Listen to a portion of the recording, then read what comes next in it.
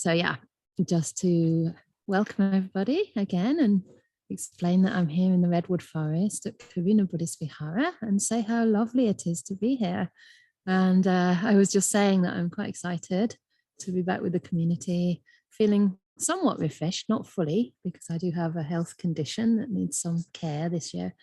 And to have the opportunity to talk about the suttas.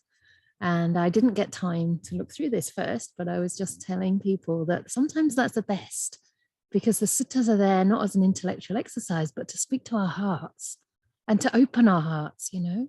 So what we're looking for really through these discussions is an opportunity to relate the practice to our lives, you know, to relate the teachings to our lives and to see what they speak to in us. And that will be different for each of us. Sometimes, you know, it might not speak to you in a particular way, but then something may just arise at a time that you need it in your practice. And you remember, oh, you know, this is the word of the Buddha. It's something I can trust. So it's really beautiful to be going into the suttas together. And for those who are here for the first time, which I think is a few of you, I know that Anne was there at our chanting, but I'm not sure if you've been there at the suttas, and Julie as well. And of course, Hawk, I'm not sure you've been to a sutta class. And then Puong, is that the right pronunciation? Probably not. Can we maybe unmute you? Because I don't want to say your name incorrectly. How do I pronounce it? So, hi, my name is Phương Anh. Phương Anh.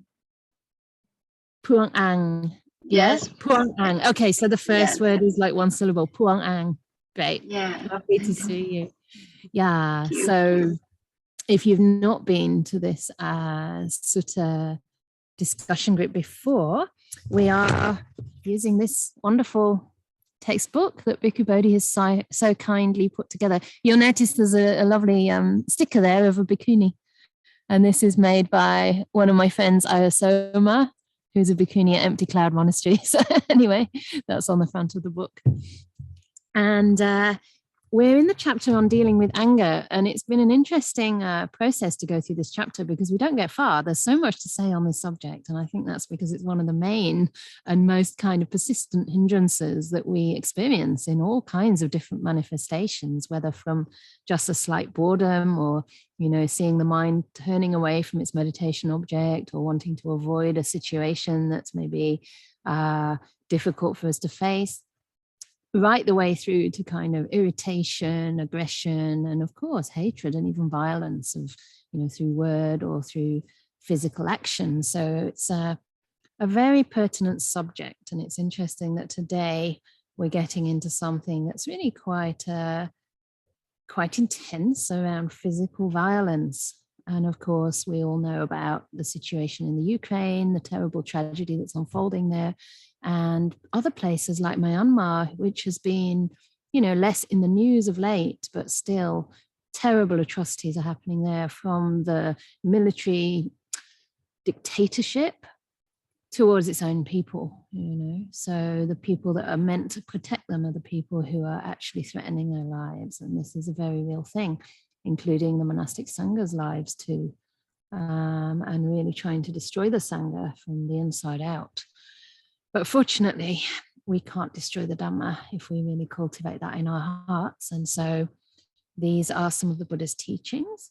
And hopefully none of us will be in these situations, but it does point out that compared to, you know, the horrors that some people are experiencing, we really don't have that much to complain about. We have a place to stay, we have food to eat, you know, we have hopefully some company, some friendship around us. If not, at least we can join these sessions and hear the Dhamma.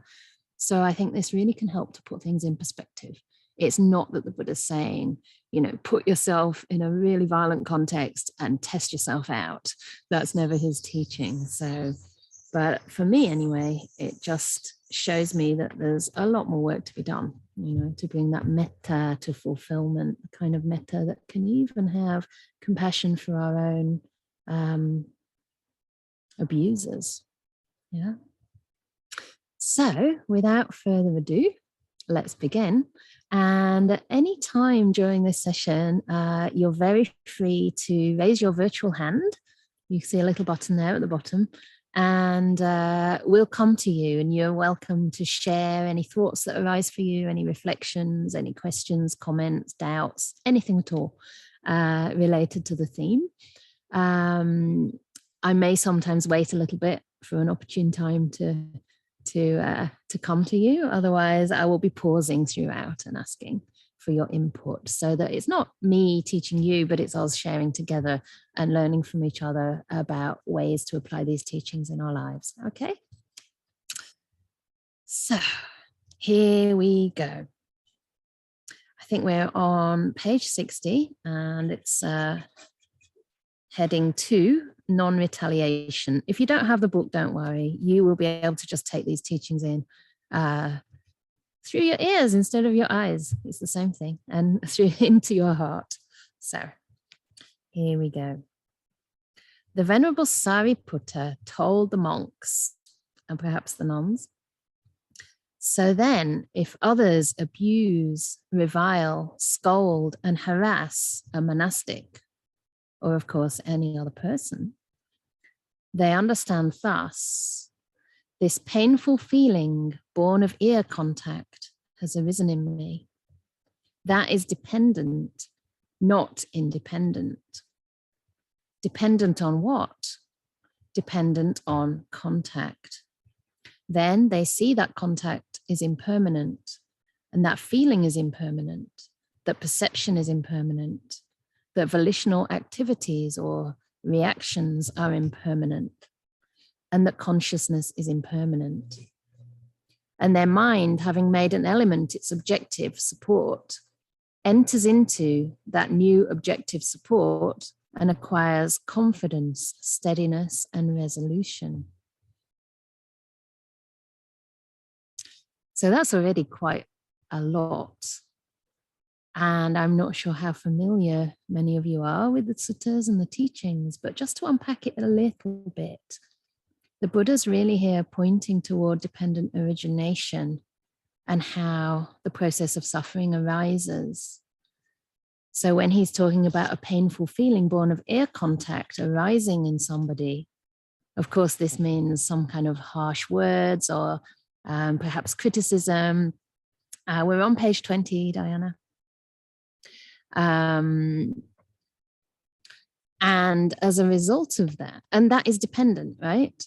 So there can only be contact. We can only hear a sound if we have an ear, and if there is a sound to hear, and also if ear consciousness arises. So it's these three things coming together, both the sense object, the sense door, the ear itself, and the consciousness that arises that is meant by contact. That is contact passa. So it's dependent, not independent. In other words, unless these three things are present, we don't hear anything. If we don't have an ear, we don't hear. If there's nothing to hear, we can't hear it. And if there's no awareness of that hearing, then we don't hear it, say in sleep. You know, there may be an ear there may be sounds there, but we won't hear it because the ear consciousness is temporarily subdued. So that's dependent, not independent. And anything that's dependent cannot be oneself, also cannot be permanent, right? So that's dependent on contact.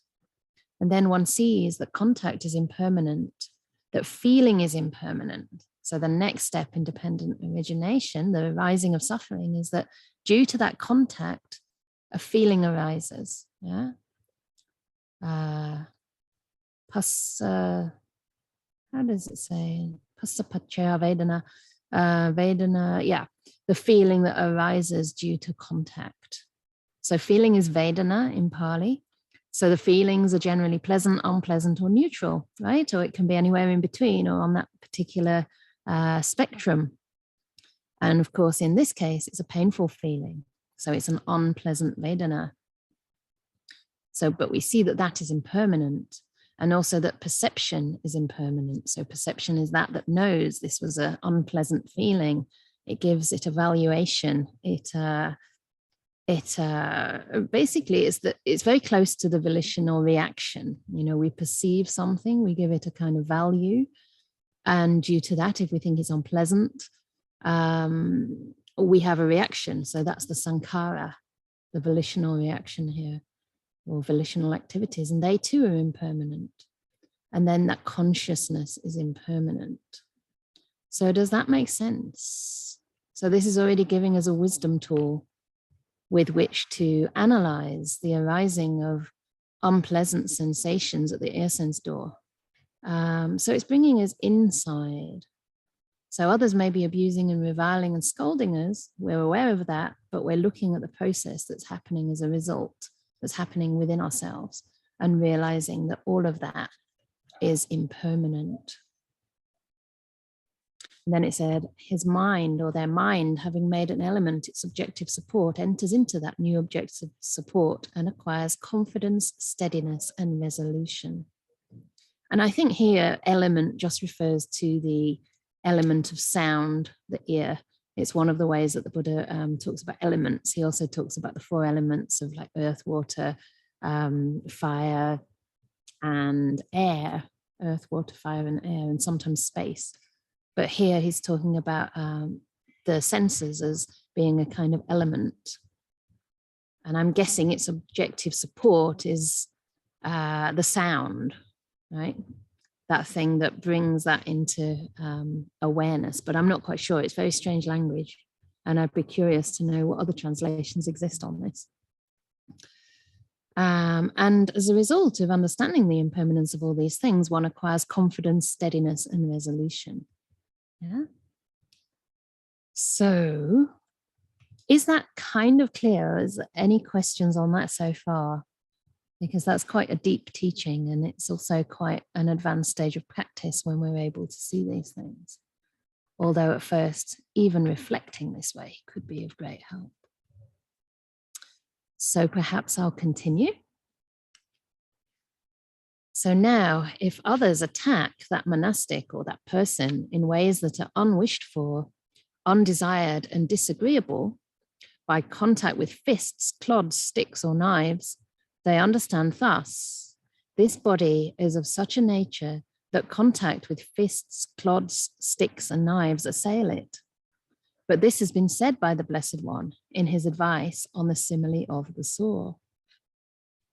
So here it's referring to another teaching that the Buddha gave. So it must be later than that initial teaching on the simile of the saw, which is now repeated here.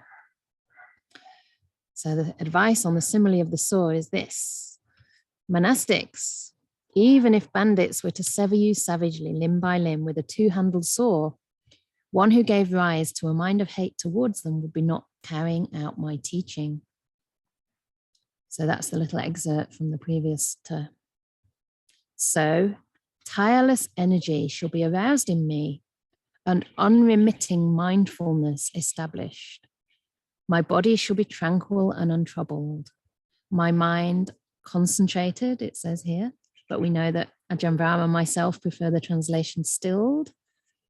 But basically it's referring to serenity, to calm, to samadhi, and unified. So that happens the deeper we go into those samadhi states, the unification of the mind with its object. And now let contact with fists, clogs, sticks, and knives assail this body, for this is just how the Buddha's teaching is practiced. Wow. Wow. So this is that confidence. Yeah. This is that confidence that if one has given rise to a mind of loving kindness rather than hate, one has established this tireless energy and unremitting mindfulness and allowed their body to remain tranquil and untroubled, their mind to be serene and unified, one has that confidence that they can basically withstand any kind of abuse. So when it says, let contact with fists, clogs, sticks, knives assail this body, it doesn't mean bring it on. It just means, if that happens to be there, I'll be fine. For this is just how the Buddha's teaching is practiced. And I find that really incredible, because it's not just saying, I'll be fine. It's also saying, perhaps those people are giving me an opportunity to practice those aspects of the Buddha's teachings that I've yet to practice, to actually try to apply the teachings of loving kindness, which is the most powerful antidote to hate. Apply mindfulness that we know, okay, this unpleasant feeling, in this case, the physical abuse, is arising because I have a body, yeah? And the body is of such a nature that contact will assail it. Contact with pleasant things, but also sometimes contact with fists, clods, and sticks, or in the forest here, ticks. And actually, I've been trying to show off my black eye because I do have one. Can you see? I don't know. I have a slight black eye, yeah? Probably it's just because I got wrinkles and black bags as well. You can't see it. But yes, I was assailed with a chain, a very big metal chain, which I walked into, didn't see. And then at the same time that I ducked to go under it, my fellow sister here, she lifted it. So bash into my eye socket. So my eye was assailed with a metal chain. So my challenge there is to understand that, well, this body is subject to being assailed with a metal chain. And of course, no mind of hate arose in me because it was an accident. But certainly there was a fairly intense sensation to observe. It felt kind of like ice. It was really strange. Perhaps the chain was cold, but it was like quite shocking. And it must really hurt when you get a proper black eye. So we allow that mindfulness to be established. Of course, my mind went to that place of intense sensation. And I feel it. I could detail. I could feel all kinds of different sensations there. And yeah, it was quite interesting to observe. So here we go. I really love the way this ends. I mean, it's just a little excerpt from Majjhima Nikaya number 28. I don't know, Gunther just found that reference. Can you say what the name of the sutta is? Because I don't remember it offhand. Maybe you could speak. Oh, I only said Non-Retaliation, which is the title within the chapter of the book. Okay, you didn't look in the Majjhima. Okay. So anyway, if you want to read the whole thing, that I'm sure it talks about unpleasant sensations and experiences that the other sense doors as well, the eye sense door, the tongue sense door, the nose. Sometimes we get very upset if we're walking down a street. For example, when my dad came to India and he was walking down a street and you smell the chai and you smell the incense and then suddenly you smell the sewers, or you smell, the garbage that's kind of fallen all over the pavement and on the sides of the pavement, and he'd pull such a face. Because it's an unpleasant experience born of contact between the nose, the object, which is stench in this case. Actually, that's a perception. So smell, and the nose consciousness. Great. The simile of the elephant's footprint is the one. And as a result, we get an unpleasant sensation in the body. So feeling arises, and then we perceive the smell. Yeah, it's almost like we blame the smell for being unpleasant, whereas actually it's really the process within ourselves that's unpleasant. Yeah, it's the feeling that arises that we decide is unpleasant, and then sankhara reacts. I don't like it. I don't want it. Get me away from here. I want to go back to the hotel. I shouldn't have come to India, or whatever else arises. And this doesn't only happen in India, of course.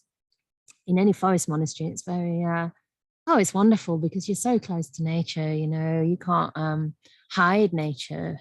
There's as I say, ticks. There are poison oaks here that you can get terrible reactions from if they touch your skin. I'm sure there are smells when the sewage doesn't get emptied properly, and the nuns are really hands-on with all of this. So yeah, this is life. So are there any questions or comments or complaints about this first little paragraph? I can see that there are some notes in the chat box. If you are shy to ask a question out loud, which will be recorded, your face will not be recorded, your voice will be recorded. You're welcome to ask it in the box, but it's nice to hear your voices if you are agreeable. Otherwise, we shall continue. So the next little sutta, I'm not seeing here. The next little sutta is from the Samyutta Nikaya 11, number 4.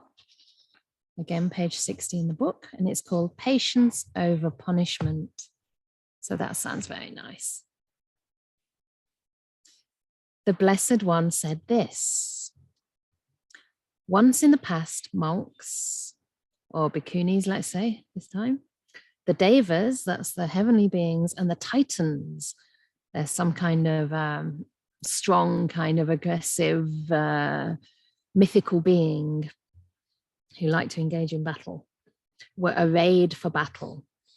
Then Vaipachitti, Lord of the Titans, addressed the Titans thus: dear sirs, in the impending battle between the Devas and the Titans, if the Titans win and the Devas are defeated, bind Sakka, Lord of the Devas, by his forelimbs and neck, and bring him to me in the city of the Titans. So he's wanting to grab their leader and punish him in the city. And Sakka, Lord of the Devas, addressed the Devas thus: dear sirs, in the impending battle between the Devas and the Titans, if the Devas win and the Titans are defeated, bind Vaipachitti, Lord of the Titans, by his forelimbs and neck, and bring him to me in the Sudhamma Assembly Hall. So both want to capture the leader of the opposition here.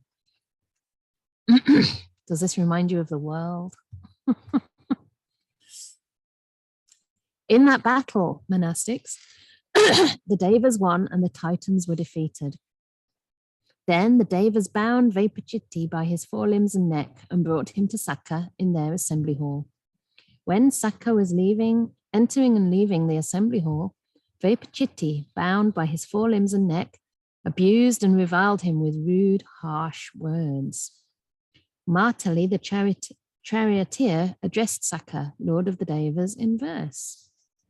So Martali is now giving some advice to Sakka, or perhaps he's chanting Sakka's good qualities, let's see. When face to face with Vaipachitti, it is Sakka, from fear or weakness, that you endure him so patiently, listening. Oh, sorry. Is it, Sakka, from fear or weakness that you endure him so patiently, listening to his harsh words? So obviously Sakka is not retaliating here, and Vaipachitti is wondering, is that because he's afraid of this titan, this Vaipachitti? Or is it because he's weak? How can he listen to those harsh words with such patience and endurance? So then Sakka replies, it is neither through fear nor weakness that I am patient with Vaipachitti. How can a wise person like me engage in combat with a fool? And then Martali says, fools would vent their anger even more if no one would keep them in check. Hence, with drastic punishment, the wise man should restrain the fool. So here Martali's not agreeing that it's not good to retaliate and that we should use drastic punishment on our enemies. So Sakka continues, I myself think this alone is the way to check the fool. When one knows one's foe is angry, one mindfully maintains one's peace. That's very beautiful, isn't it? It reminds me of the teaching of the Buddha where he talks about the correct time to give admonishment and feedback. And it's not when someone else is angry, because they're just, even if you say something kind, they can blow it out of proportion or say that you're, just trying to flatter them, or they just don't want to hear it, right? And so you just create more trouble for yourself, and that person gets even more angry and frustrated. They feel they can take it out on you, right? So here Sakka knows how to mindfully maintain their peace, which is probably why they're the Lord of the Devas. So Martali says, I see this fault, O Sakka, in practicing patient endurance. When the fool thinks of you thus, he endures me out of fear. The dolt will chase you even more as a bull does one who flees. Is that true? I don't know. Sakka says, let it be whether or not one thinks he endures me out of fear. Of things that culminate in one's own good, none is found better than patience. When a person endowed with strength patiently endures a weakling, they call that the supreme patience. The weakling must be patient always.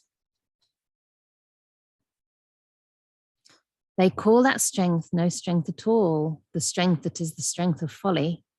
But no one can reproach a person who is strong because they're guarded by the Dhamma. One who repays an angry person with anger thereby makes things worse for oneself.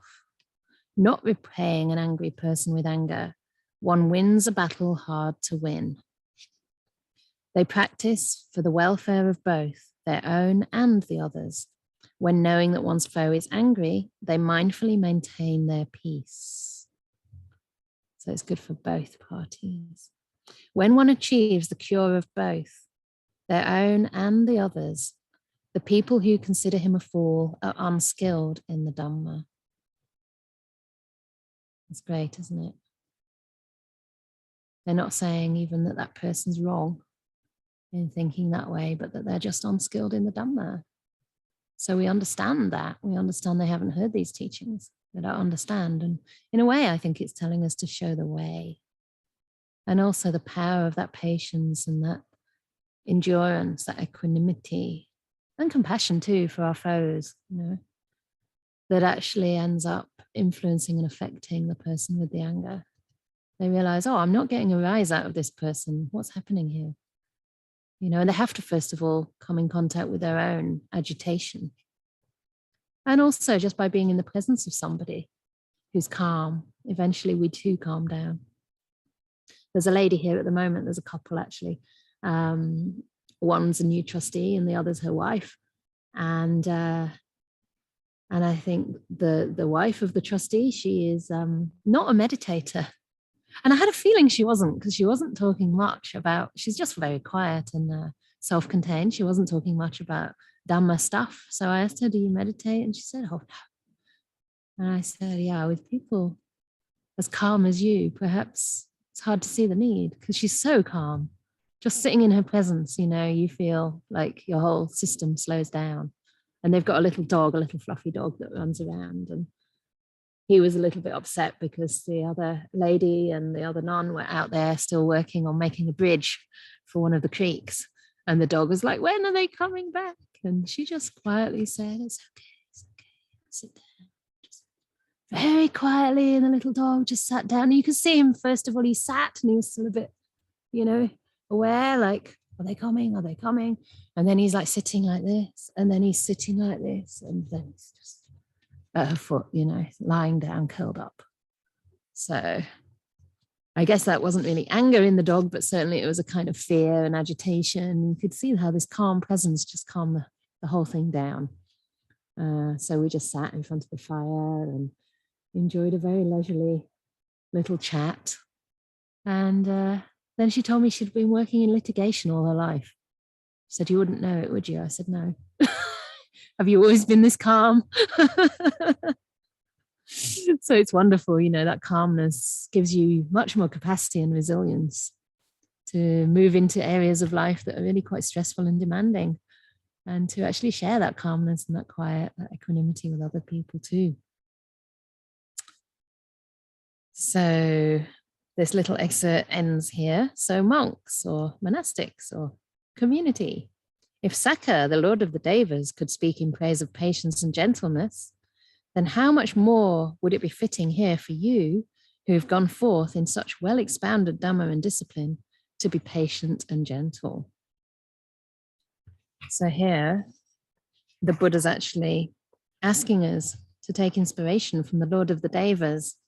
Yeah, if they can do it, why can't we? We're in contact with the Dhamma here. So it's not to, you know, beat ourselves up and think we should be better than we are, or further along the path, or never show signs of anger and irritation. Unfortunately, you'll be doing that until you're an anagami, the third stage of enlightenment, bound never to return to this world. So, you know, we're going to be working with this for a while, but we can try to understand the benefits of patience and gentleness from hearing teachings like this.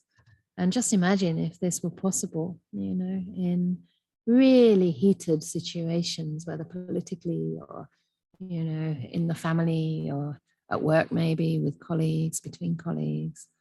Yeah, we could really lead by example.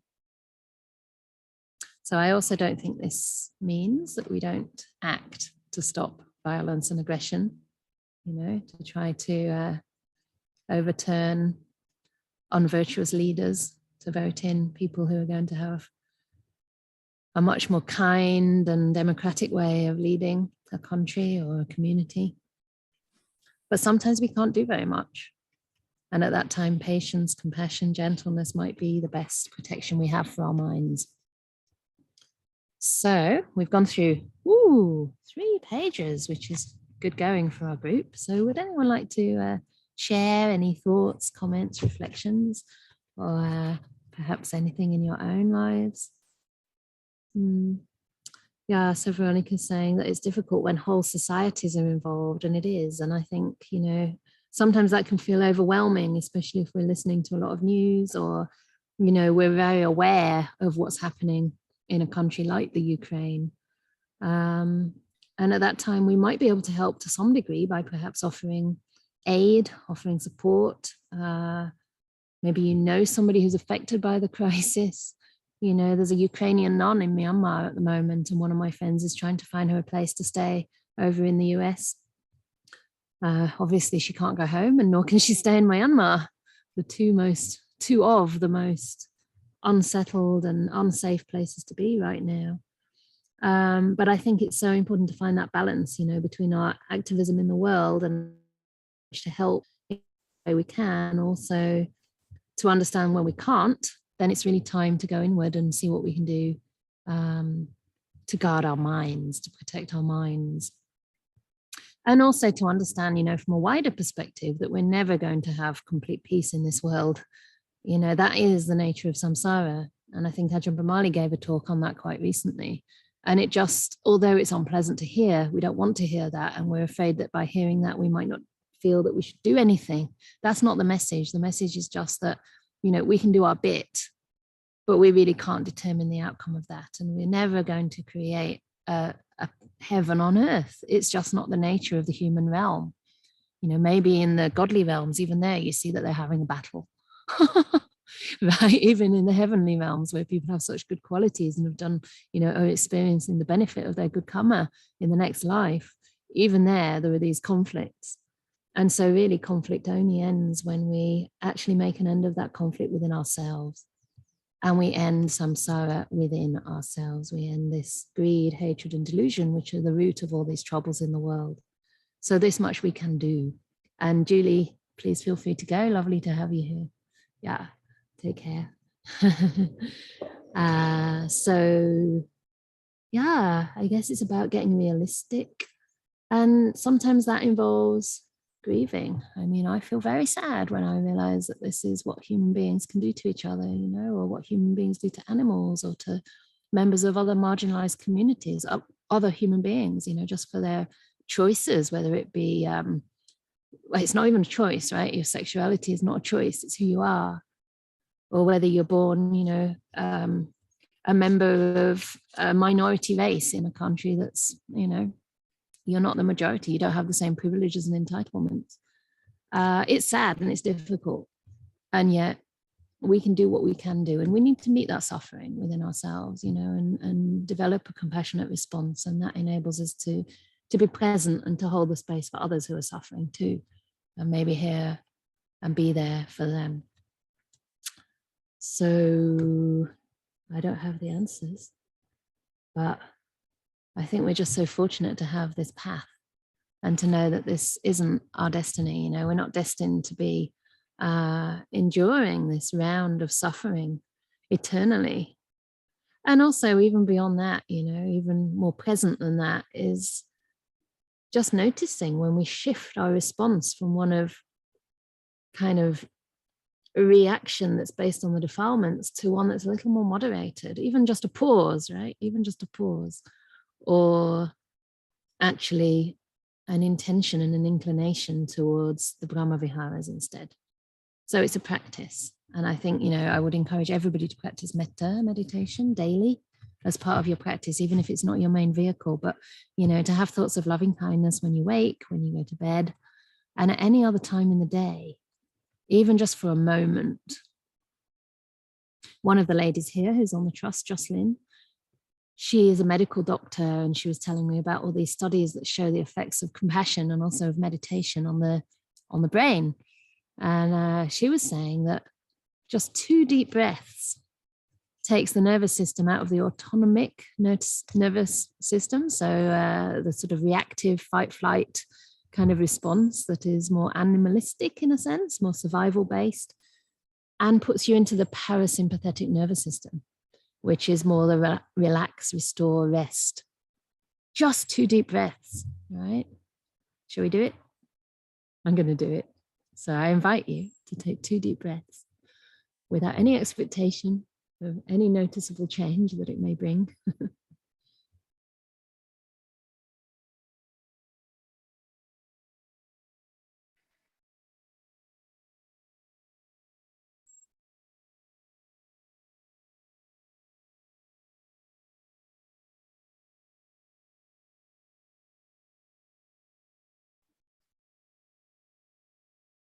And that's something we can do at any time of the day. If we remember, that's where this mindfulness needs to kick in. Especially important if you're reading a disturbing news article or getting stuck on a Facebook loop, Facebook feed, I think they call it. Feeds are defilements, that's for sure. So you can just pause and take 2 deep breaths. And if you add kindness to those breaths, really noticing, feeling gratitude, I'm feeling heaps of gratitude because when I breathed in, I could smell the cedars, the pines, actually they're redwoods. I wonder if I can move my screen to show you, does this work? To show you the top of the redwoods, look at that. And I can hear a little brook to my left. And I'm just filled with gratitude, for the wonder of being able to be safe enough to breathe. Yeah, Kareem, hi. It's nice that you're here. And I get that you've been in the redwoods. He says the best smell ever. It is, it's wonderful. So it's now 25 past the hour. We still have another half hour. So I don't want to overload you with information. I'd be really happy if you want to share anything at all. Otherwise, I will continue. So, Hawk. Hawk, yeah. Hi. Hi. I have a question. Sure. I think one of the most difficult teachings of the Buddha is the simile of the saw. And my question is, in this day and age today, is it possible to actually live that kind of experience, having your limbs sawn off by a dull blade? Is that really, really possible? Right. Yeah. That's a great question. And I don't really think it's to do with this day and age as opposed to that day and age. I think it's more to do with where we are on the path. I think, first of all, that simile is an encouragement more than a literal teaching that we need to get to that point where that would be the case in us. But it is also pointing out what is possible for any human being, whether in the past or whether now, if we have eradicated greed and hate, and I guess delusion. I don't see how it's possible for anyone who's not an anagami. And an anagami is someone who has overcome the first, is it, okay, how many fetters? 7 or 8? Yeah, out of 10? 7, yes, thank you, Diana. The first 7, which includes greed and aversion. So any kind of wanting, which includes wanting things to be otherwise, and any kind of hate or aversion. So the Buddha's not so much saying that we ought to be happy with the situation, but he's saying that one who gives rise to a mind of hate is not carrying out my teachings. So you might be crying, you might be sobbing, but if you give rise to a mind of hate, you're actually creating more suffering for yourself than that 2-handled saw. That's actually the way I take the teaching. It's not so much that we need to be able to endure that physical pain. It's more that allowing hate to arise and to fester in our mind is, in the end, even more harmful than anything that can happen to us in this world, because whatever happens to us in this world is impermanent, right? Okay, so we die. Worst case scenario, we die.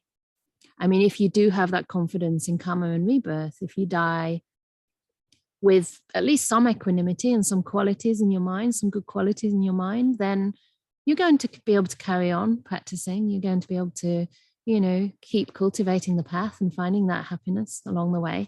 But if you give rise to a mind of hate, then that could cause a lot more suffering for you in the future. So I think it's really about protecting ourselves, protecting our minds, if there's nothing we can do to protect our bodies.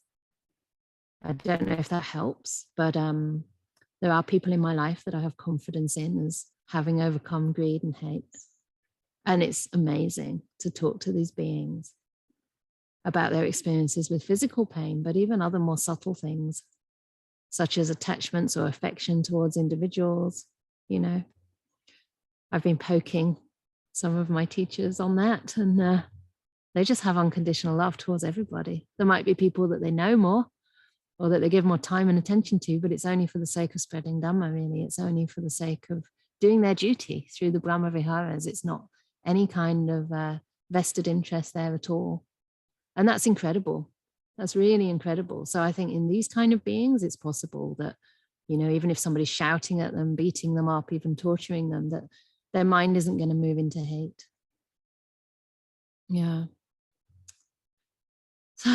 Amazing, really. I don't know if that gives a little bit more context or nuance to the question. Do you have more to say on that? Please do.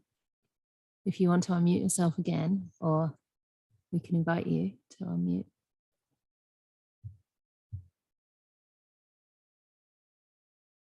Otherwise, all good. For the co-hosts who are unmuting and muting, perhaps you can also take down people's hands. I don't know if people know how to lower the hand when they don't want to ask. You're welcome to ask again. I just wasn't quite sure if your hand was still up intentionally. I'll just go to the box here. Diana says, thinking about people getting a gangrene limb amputated without anesthesia in olden days. Yeah. I mean, then we're going out of perhaps the realm of hate, but more into the realm of like our own reaction to unpleasant sensations, because that the person is trying to help you. But yeah, I mean, I wouldn't know really the experience of an arahat. I would think they'd still feel that it's painful and they would still try to avoid that. And there is one sutta where the Buddha moves out of the way of a spiky being called Suchiloma, because Suchiloma wants to test out the Buddha's equanimity. And so he sits near to him and tries to poke him with his spikes. And the Buddha moves away. And he says, see, you're still not equanimous. You see, you're still not enlightened. And the Buddha said, no, I'm moving away out of compassion. There's another really nice sutta where he said that he's having a rest out of compassion. I like that one. Out of compassion for the world, the Buddha has a rest. It's very nice. So we do look after ourselves. But yeah, I don't think mindfulness means we have to withstand these things. Mindfulness can also mean being smart enough to avoid those kind of contexts. And part of that is associating with the wise. Yeah. Okay, so who's next? Manori, may I ask you to unmute? Thank you. It's like two questions just to confirm what I thought about that. The question earlier about the soul. Isn't that something that we should aspire to achieve, when we are improving our practice to a higher level? One thing, and that was my understanding. Yes, normal people like me can't do that. I mean, I'll definitely get angry, but that is when you with the metta practice, that is a higher level that we need to go. And the other thing that I wanted to ask is also, isn't it helping, like that you're going to die and you don't want to die getting angry, and you will go to a bad realm where you won't be able to practice and improve yourself. So that kind of is a bit of a selfish way to you want to get into a better place. Absolutely. your practice, isn't it? Right. Yeah, totally. I think you're right in both cases. The only point I'm making is we're highly unlikely to ever be in the situation, hopefully, where we're going to be attacked in such a way. So it's not so much that we're training to be okay when we're attacked. It's more that the Buddha's saying it's possible to completely uproot the roots of hate in our minds. And if we do that, then even if we're in this situation, we're not going to give rise to a mind of hate. So, hopefully none of us have the karma where we have to experience that. So, I mean, I just don't think it's very encouraging to most meditators if they think, oh, I have to get to that. Otherwise I'm not practicing properly. You might never have to get to that experience. But the point is that we do need to learn to remove that hatred from our heart. And there's never a justification for hatred. There's never a justification for retaliation, for violence, for any kind of hate, because that is just going to harm ourselves. And, you mentioned the word selfish, but really having a good rebirth, not giving rise to hate, protecting our mind is for the benefit of all. It's for the ultimate benefit of all. And that's what the Buddha said. That's the reason he taught. He taught and he even attained parinibbana for the ultimate benefit of all. I think that's amazing. No? There's a line in the Ratana Sutta that says, Nibbana gamim paramam hitaya. It means the Buddha goes to Nibbana, complete cessation, the end of samsara, for the ultimate benefit of all beings. Because by doing that, he's showing us that there's a total end to greed, hate, and delusion. There's a total end. So it is possible. It is possible. And if you do that, then you're not going to worry about people coming and chopping you up. So win-win, isn't it? But please try to avoid such situations. Sometimes you can't. Look at the situation in Myanmar. And I do think from the anecdotes, the stories, the reports I've heard from Myanmar, the people there are suffering less due to their practice. I don't mean they're suffering less physically, they're suffering absolute atrocities. And yet it seems that they're able to maintain more balance of mind, more discernment as to when force may be needed or not. They're not retaliating blindly, and they're maintaining their practice. And I think it's just totally inspirational. We saw that in the beginning for at least a couple of months, all the protests were completely peaceful and people were actually sacrificing their lives intentionally.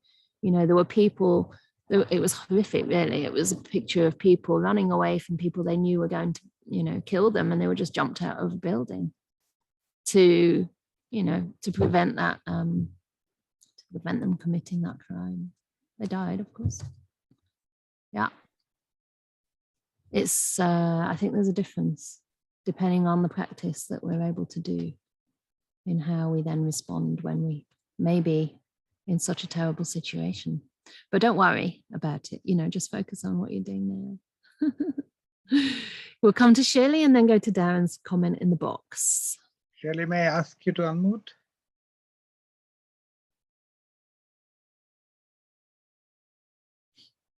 I tend to use this simile of the sort. I don't always remember. In fact, I very rarely remember, I have to say. But I have used it in this way when somebody's sort of doing something quite slightly upsetting, but I find I'm getting angry with them. And then I can think, well, at least they're not chopping me up with a two-handled saw. And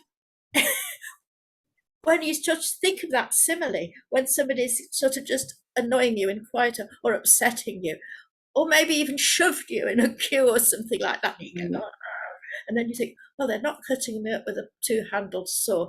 It just goes.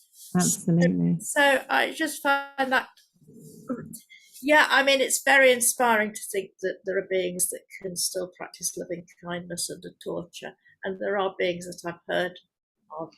And I mean, even the story of Jesus on the cross, and that's something way high up for one to aspire to. But just in that little humble way, I find the simile can be helpful. Beautiful. So I hope now I've shared that, I'll remember to do it more. Great. That is the point, isn't it, of sometimes articulating these things, listening, discussing, reflecting. They go in, they sink in, they bring the teachings to life. And that is really what part of mindfulness. You know, part of mindfulness is actually remembering what was said, remembering the instructions you received, remembering to apply them. So that's great. And I think, you know, you could use that also in the context of just that complaining mind that I don't know about others, but I think it's very common in England, very common. I notice it's not as common in America, but I mean, it is here. But my goodness, really, we love to moan in England, usually about the weather, but, you know, it's kind of a bit of a pervasive little thing. It's like a little worm that gets in your mind, and then you start thinking in sort of all kind of complainy, fault-finding ways. And really, when that happens, and, you know, then you cast a thought or you watch the news about the Ukraine, instead of adding that onto your suffering, maybe it can be a wake-up call, you know. Am I really complaining that, like, I don't know, the heater broke? Or, I mean, that's the worst, that's a terrible thing, isn't it? In our modern world, a heating broke, goodness, you know, but it can be something so minor, like, I don't know, the coffee went cold, or it rained, or and I remember when I first got back from India, I'd been living there a couple of years and practicing Vipassana. This is in my like early 20s, like years and years ago.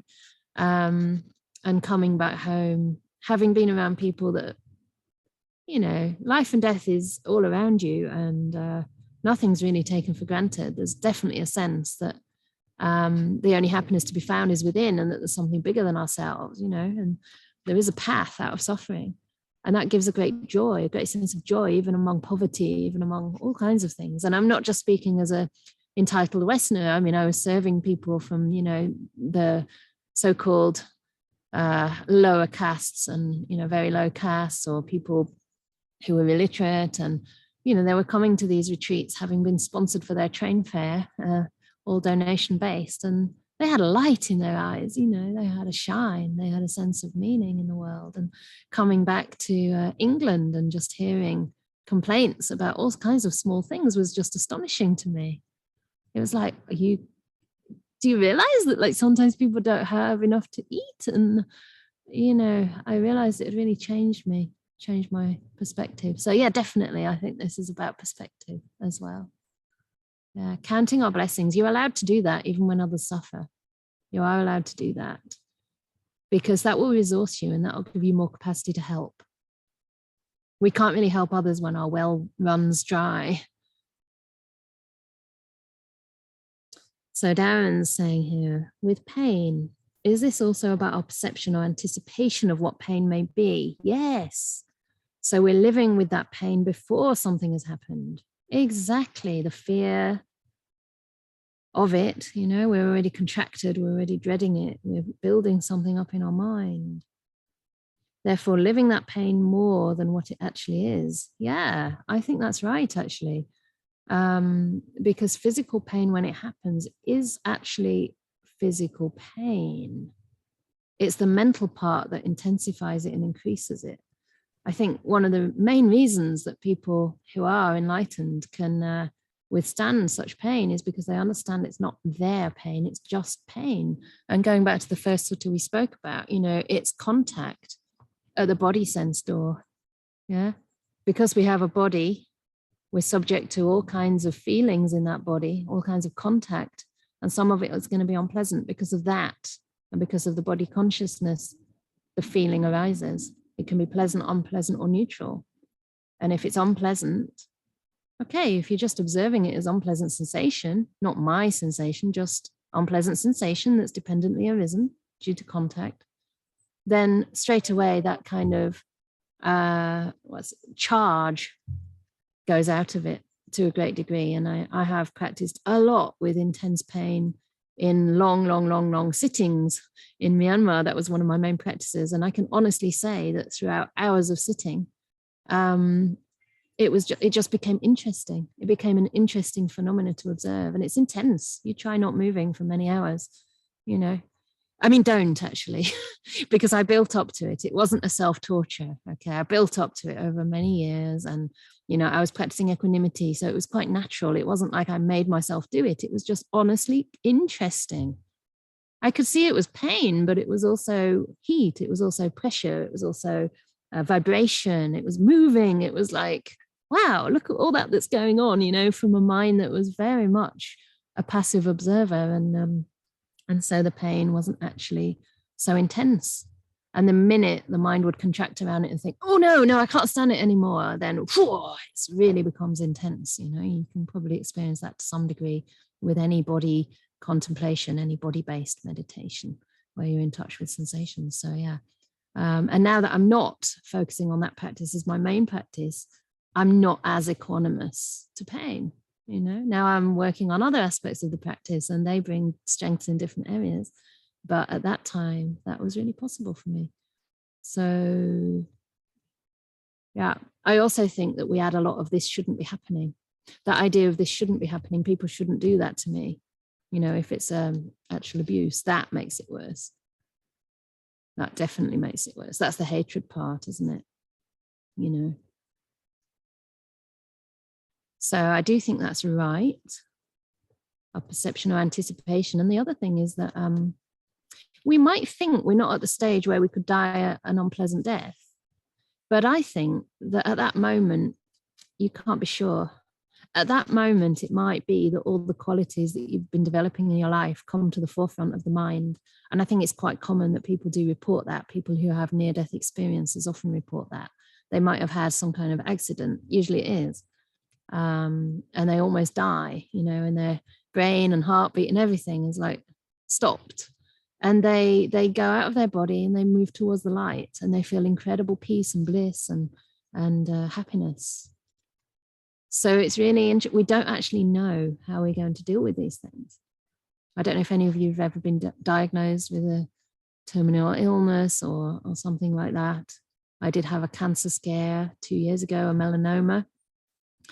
And I went through a lot of, it was interesting actually, because I realized, okay, the prognosis is not great if it's spread. It's 5 years max if it's spread. And that can spread to become life-threatening in 6 weeks. My little thing had been growing for years. So I'm like, oof. So it really brought this kind of sense of fear would arise unexpectedly out of the blue just in an ordinary day before I got the operation. But also I'd go through periods of total feeling of pure love toward the people around me and just immense gratitude for the life that I'd lived. I realized, wow, I had this exceptional life where I've just tried to practice as much as I could, you know? And I don't feel that usually. I usually feel like, yeah, I'm still on the path. There's still a lot of work to do, etc. It's hard work being a bhikkhuni and a lot further to go. You know, of course, I'm very grateful, but it was visceral. It was like a sense of, wow, almost like, what do you call it? Like the finale, the crescendo of a movie or a piece of music or something. It was like, wow, really unexpected. And I reckon that can happen too. Okay, Maria, you've had your hand up for a while, and now. May I ask one more? Oh, try again. Hi. So, Hi. first of all, thank you. I'm very happy to be here. It's my first time Lovely. here, and Oh. I find it especially hard nowadays with all the news. As you say, it's such a strong act of mindfulness to actually step away, as you say, from all the news that you hear when you're immersed in work, or even if you don't want to, sometimes you just get caught up in the middle with family, with friends. Yeah. And I find it inspiring, really. Oh, bless you. I'm so happy. Thank you for sharing. That's so heartfelt, really heartfelt. And I think many of us can relate. Yeah, that's so wonderful. Yeah, great. And, you know, with these practices, especially, you know, if we do practice this metta and compassion in the times when we're inclined to do that, not when maybe things are heavy and we're suffering, but, you know, anytime you can throughout the day, then you might find that helps too, to just remember, okay, I need to protect myself as well here. Like, I care. I want to know what's happening. I'm touched deeply by it. I'm not numb to this. And that's wonderful. You know, don't become numb. Don't watch so much that it's like, yeah, just another story on the news. You know, we're human beings. We should feel. We should have that response of this is so bad that humans can do this. But also you'll find that compassion towards yourself arises and you'll feel, okay, now it's time to care for whatever's arising in me, and to be with myself and to nurture that sadness, that, sense of helplessness that can be there when we don't know how to help. And just look after yourself as well, because at some point it just becomes, I know that for myself, it's almost like we sort of feel like we're joining in with their suffering and somehow helping them, but really what we're doing is kind of punishing ourselves. It's almost like we're feeling bad, and so because we're feeling bad, we just keep on putting that input in to feel more bad. I don't know if that makes sense, but I noticed that in myself. It's like I've lost touch with the compassion for myself, and I feel that the only response is to like tune up with them and feel bad. I feel even worse that I can't do anything, so I just punish myself by reading it again. It's kind of subtle, right? I mean, it's kind of weird to say it that way because it's much more subtle than that. But I think there's something like that happens. So, yeah, I think the compassion, it's not only connecting with the suffering in ourselves and the wish for freedom from suffering, but it's really envisaging that freedom from suffering. The possibility, remembering these suttas like the simile of the saw, that it really is possible to be free from hatred, to be free from, all kinds of affliction, all kinds of suffering, and to really wish that for ourselves. May I really, truly be free from suffering. May all beings be free from danger. May all beings be safe. May all beings treat each other with kindness. May they put down their weapons and, really learn to live in peace and in harmony. Bring that vision up in yourself and in your mind as a wish for beings in those situations, like actually envisaging that as a possibility, so that the compassion doesn't move into lamenting and despair, burnout, really, empathetic, what do they call it? Empathetic distress or empathic distress. I get that because I'm an empath type, a lot of empathy, but not always enough compassion.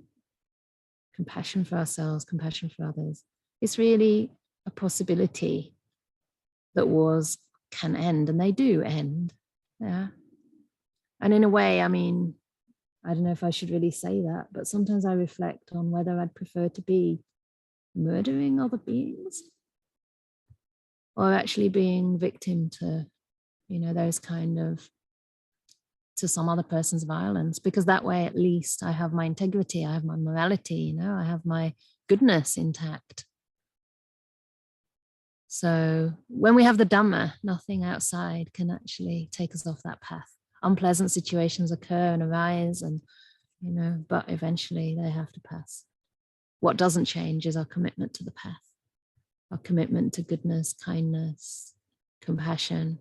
So when our minds are going off track of those things, then we just come back, to the path. Yeah.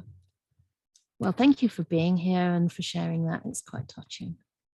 Yeah. I'm curious as to where you're calling in from too. Maybe you'd like to share that in the box, or you can speak again. I am calling from next to Frankfurt in Germany, but okay. I'm Mexican. So. Okay, great. Yes. Oh, wonderful. Actually, at this monastery, they have an anagarika. She's not here now. She's in Mexico, but she's Mexican.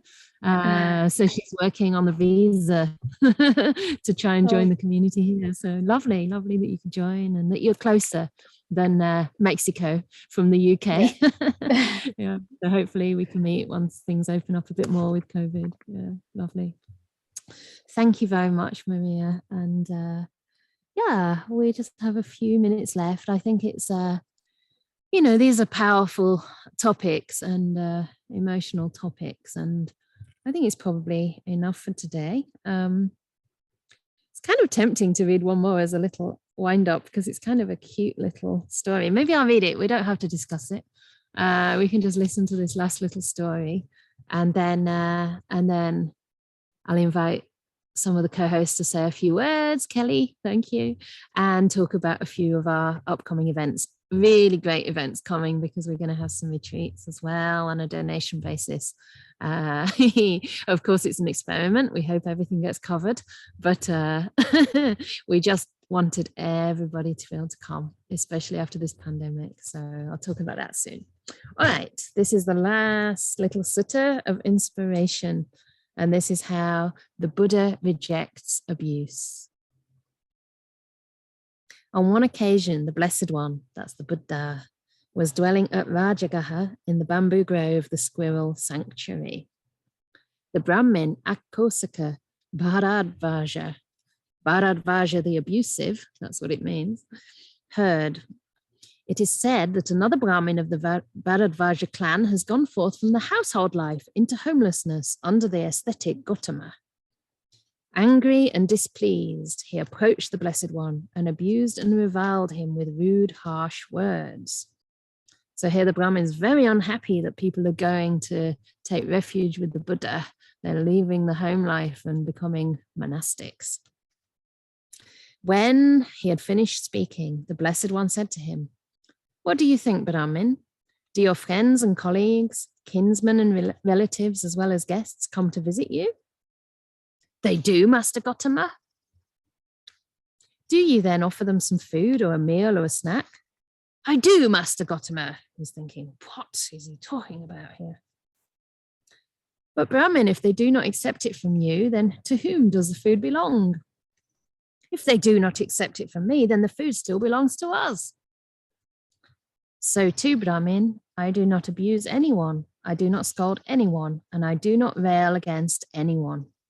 I refuse to accept from you the abuse and scolding and tirade that you let loose at me. It still belongs to you, Brahmin. It still belongs to you."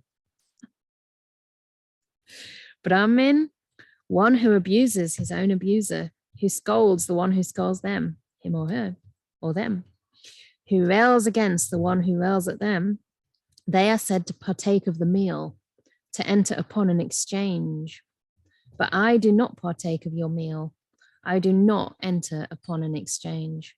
It still belongs to you, Brahmin. It still belongs to you, Brahmin.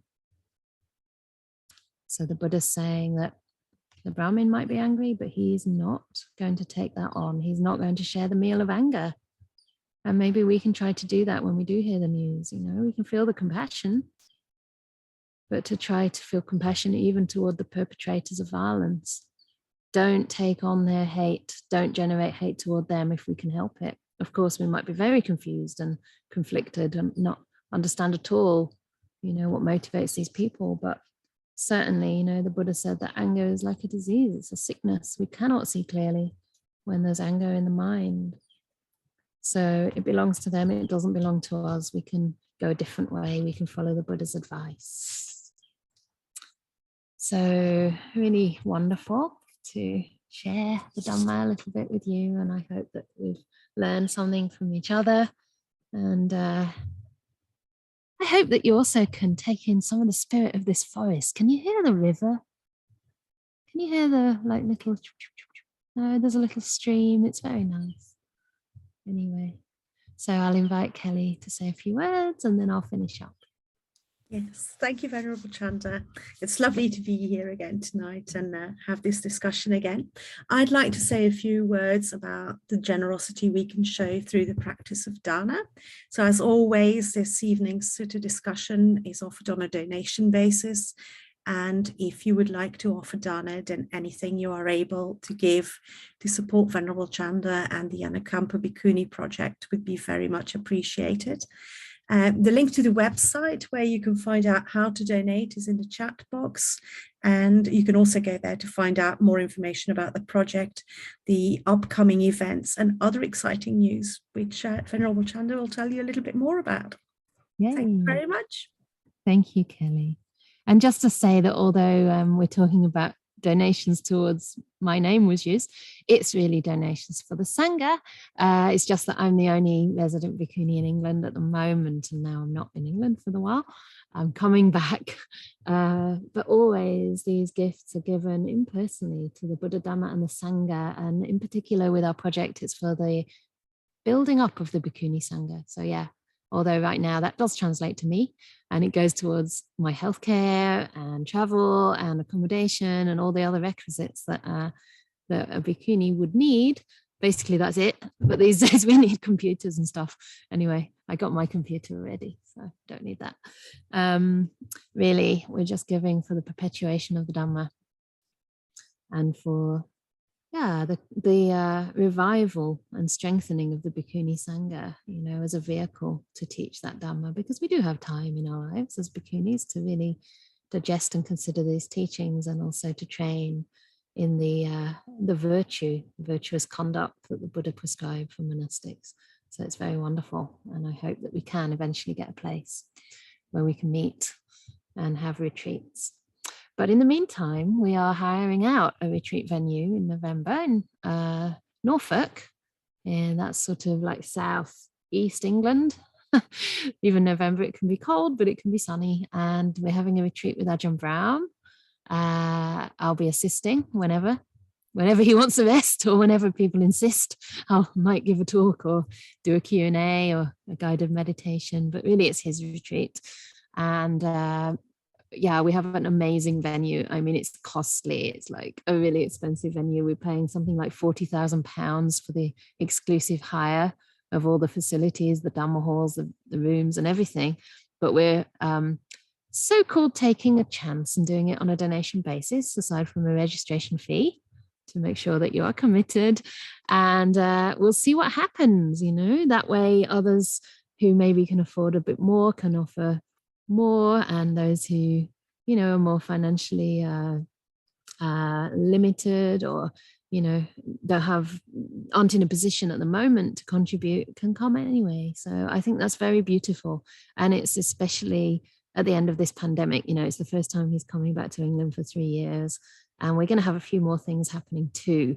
So he's also going to stay extra time, and I'm hoping to get him to, we'll give a talk or two in London and Oxford, but also Stroud, where we want to have the future monastery, so that we have a chance to just meet with some of the local community. And I don't know if Kareem's still on the call. I know that Gunther's in that area, so we'll be looking for, you know, suitable places to come and stay and to teach. And you can find us there. Before then, the main news for me is that the borders of Australia have opened, and I'm going to be going to Perth to spend some time in retreat, and I'm talking about an extended period of time. So it's going to be like a sabbatical. I find that word funny for monastics. I've been in robes for 16 years. I've never had the chance for complete solitude for, you know, more than a couple of months, and now I might get up to, I don't know, 6 months. It depends on my visa, so I'm not counting on it yet, but Ajahn's behind it. There's a facility for me to be in solitude, and I think I should go for it this year, because, you know, we've been working very hard in the last 6, especially the last 2 during the pandemic, doing a lot of Zoom stuff and building community, and I am tired. I have this burnout thing with adrenal fatigue, and so yeah, anyway, I don't need to justify it, right? I'm hoping that you'll understand that this is a way of strengthening the community through really aligning to the Dhamma in a very deep way. And hopefully that will benefit all of us. And in the meantime, it's great because I can give some more teachings for another month. So we'll have Sutta classes, not next week, but for the following 3 Sundays. I don't know that that's going to work for the American folks. We're going to record stuff, of course, and put it online, but it's going to be like morning time in the UK, 9:45 a.m. in the UK. So if you're on the East Coast, it's 5 hours different, something like that. If you're on the West Coast, that's tricky. But anyway, it'll be recorded. So we'll be doing that, and also having metta on those 3 weekends as well, because I want to give you a real boost before I go into retreat. But I'm very happy to say that many of my Bhikkhuni friends over here have offered to stand in and give teachings while I'm away. So I think that's even better than having me, because you know my perspective on things, but they all have different perspectives, also aligned with the early Buddhist teachings. That's the safeguard in the system, you know, especially for monastics. We always have the Buddha to refer to as our ultimate guide. So but hearing different voices is also lovely. Hearing different life experience is lovely. So we'll be having that at least twice a month, maybe every Sunday. Let's see. And the meditation, silent meditation groups continue on a Tuesday and a Thursday. That'll work for people in the US as well. We just come together and sit in silence. And it's powerful, I find, that no one even says hi, but these faces turn up on the screen and then everyone meditates. And it's like, sounds really strange, right? Meditating with your computer. But honestly, something else comes through. There's a holding that happens in the group. And there's a sense of, wow, I'm not the only one trying to, establish and maintain my daily practice. So that's going to happen twice weekly. And even while I'm away, you'll get something every week on a Sunday as well. Okay. So the newsletter's coming out soon. You can register for the teaching, for the retreat. We're prioritizing people who have been involved in our community. So you'll all hopefully get a chance. There's about 70 or so places on the retreat. And we'll do our best to keep it safe, with your help, COVID-wise. We'll see how it goes. All right. Thanks for your kind support and messages in the box. And I'm going to let you go because it's time to end the session and it's lunchtime over here. So lovely to see you. And I'm going to be teaching this Sunday. Originally it was for the 20th, but it's going to be this Sunday. I'll give a little talk on, I don't know, anybody got a suggestion for a theme? I can't promise to take it up, but at the moment I'm not sure what I'll talk about. Any suggestions? Sunday evening, Dhamma reflection, whatever. There'll be a guided med, there'll be uncertainty. Ooh, gosh. All right, I'll try and weave some of that in. Seeing the danger in the 5 sense doors. Wow, guarding the senses. Wow, compassion and sadness, giving and taking. Can somebody please copy this chat box, because I'm always looking for themes and I've got about 10. I can suggest them to others at least. Okay, well, a lot of themes. Thank you so much. All right, we'll see what we can do. That's a lot of themes. So we usually unmute you and we turn off the recording now to say goodbye.